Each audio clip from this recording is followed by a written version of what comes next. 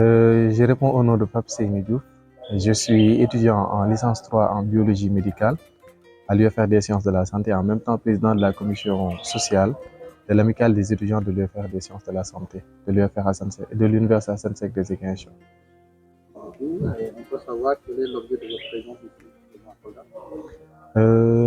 On nous a conviés à une visite au niveau de l'antenne de Kolda en compagnie du nouveau recteur et du directeur du CROUS, histoire de voir l'évolution de l'antenne depuis son installation.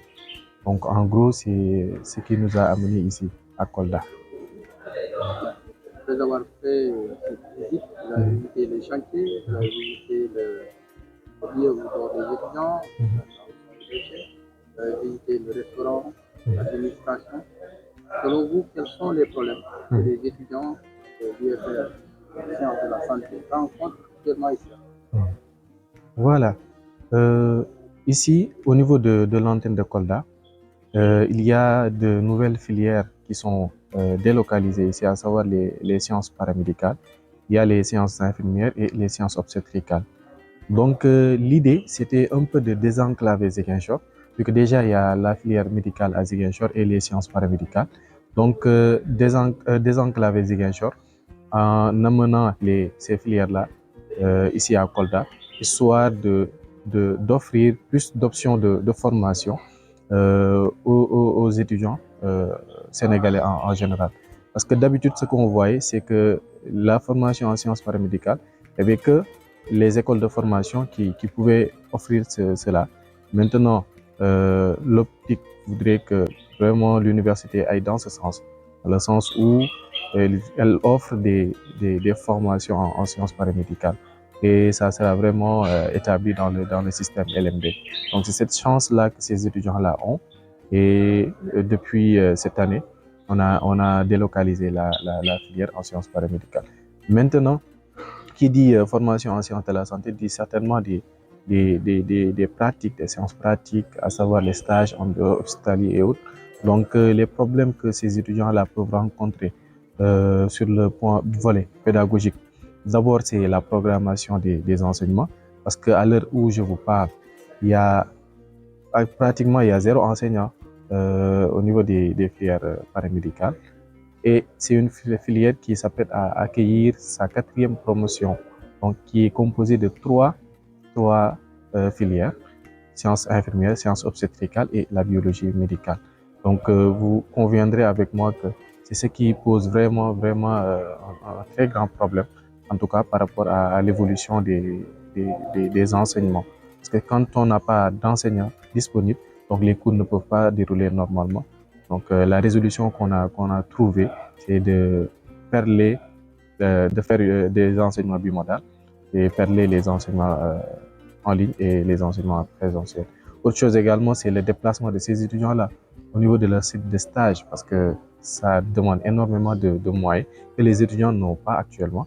Donc, et on espère vraiment que les autorités vont vraiment faire des efforts conséquents pour résoudre ce problème-là. Donc ça, c'est sur le volet pédagogique. Maintenant, pour en venir au niveau du volet social que je maîtrise plus, actuellement, on peut dire que les conditions sont acceptables pour ceux qui sont ici actuellement. Parce que la restauration, ça marche.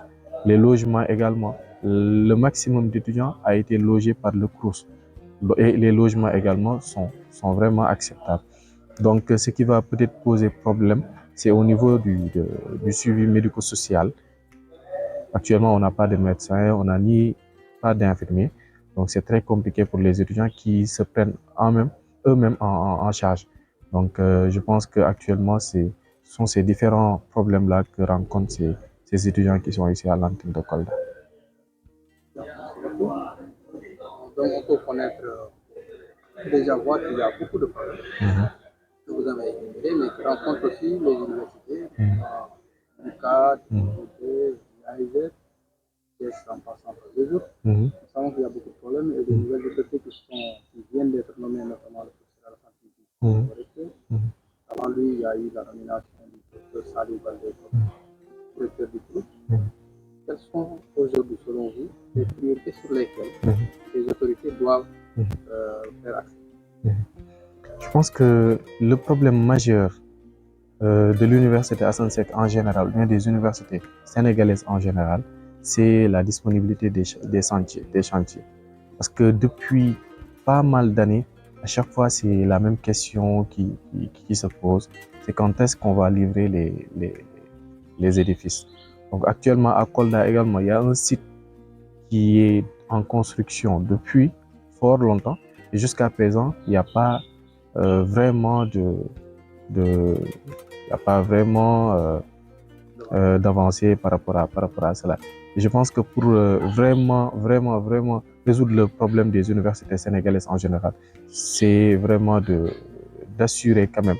Et je pense que c'est la mission qui a été confiée à nos autorités nouvellement élues. C'est quand même d'essayer vraiment de finir ces chantiers-là qui depuis fort longtemps traînent et qui causent d'énormes difficultés. Parce qu'actuellement à Kolda, au niveau de l'antenne de Kolda, on est dans des sites provisoires. Donc qui dit site provisoire, donc on ne peut pas réunir toutes les conditions nécessaires. Donc vraiment pour résoudre ces problèmes-là, il faudrait quand même trouver un moyen de terminer ces chantiers une bonne fois pour toutes. Et ce, pour toutes les universités sénégalaises en général. Et tant qu'aîné, vous êtes des frères santé de l'AIZ. Ici, l'antenne de Kolda qui a démarré l'année dernière.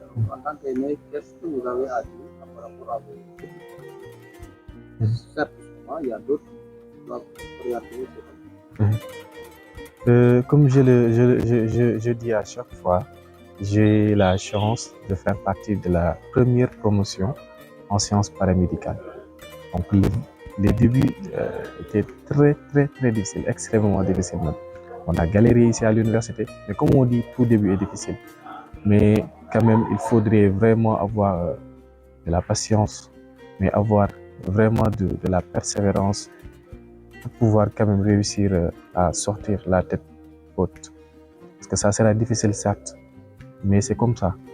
Et nous, en tant que responsables, on va tout faire pour vous accompagner, pour vous aider à vraiment réussir votre formation dans les meilleures conditions. Et ça fera le bénéfice de toute la nation, vu que les sciences paramédicales n'existent que dans deux universités, à savoir l'université de Thiès et l'université de Ziguinchor.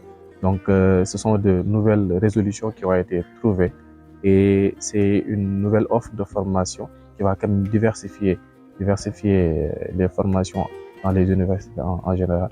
Et je pense que si l'université de Ziguinchor réussit, en même temps l'antenne de Kolda réussit cette mission, les autres universités vont pouvoir aller dans ce sens et ça va nous offrir beaucoup plus de perspectives, même avec la recherche des enseignants qui vont devoir intervenir au niveau de ces filières-là.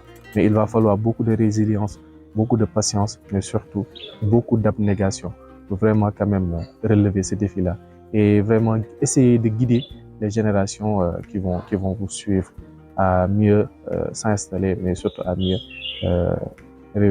pour qu'ils réussissent vraiment leur parcours universitaire. Merci.